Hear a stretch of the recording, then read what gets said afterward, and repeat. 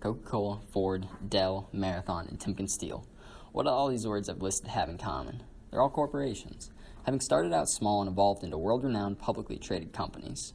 So hello, this is Sociology 3302's Group 7, and today we're talking about the effects of corporatization on innovation in technology and global society. So first off, we're going to give you an introduction to the effects of corporatization on innovation and some of their relevant definitions. Then we'll go into three perspectives, business, employee, and consumer, and wrap up with discussing their ethical implications. So let's take a minute before we jump in to define three terms that we'll be using along the way. First off is corporatization, which is the conversion into an independent commercial company. Next is innovation, which is defined as the introduction of something new. And finally, there's corporate rating, being defined as the process of buying a large stake in a company to force decisions and benefit a short-term profit. First, let's talk about why a business would want to convert itself to a corporate model. Corporations are businesses formed by a conglomerate of people and are authorized by the state to act as such. It's essentially a modern-day hive mind similar to the little green men from Toy Story, or Execute from Pokemon. More people are needed in a company compared to other business models for maintaining its image, product development, investing, managing, and marketing its products.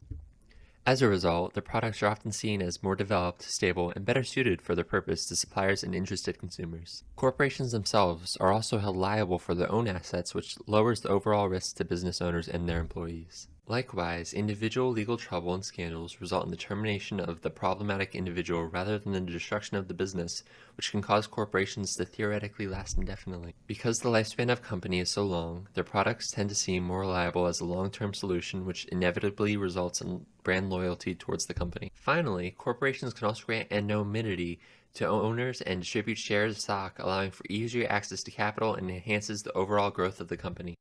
So we've agreed that going corporate can stabilize a business in the rise to the real world of making money. There are, however, some side effects. Stephen Brill, a lawyer and journalist, mentions quite often that there's been a steady increase in pressure for companies to display profit to shareholders, without ethical restraint. According to Steve Jobs, a product loses its quality once it starts valuing sales and marketing over engineering and design.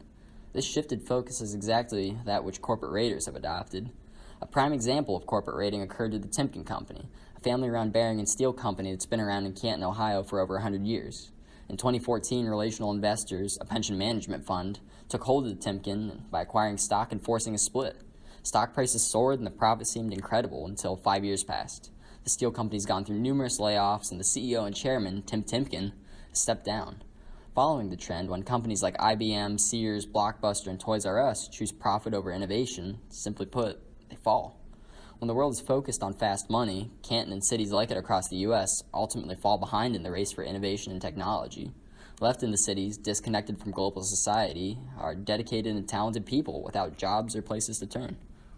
Finally, let's look at the impacts on consumers and the general populace. By focusing on short-term monetary gains, companies may forego innovation and consumers may not get the best product or service possible.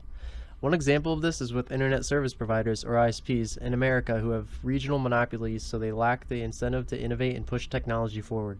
According to the Book of Broken Promises, American people have paid some $400 billion in taxes over the years, meant to go towards infrastructure improvements and telecommunications companies, but instead have just been pocketed by those same companies. This is not fair to the American people.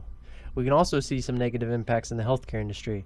According to a study by the University of New Orleans, corporatizing hospitals can lead to greater fatigue among nurses as their workload increases.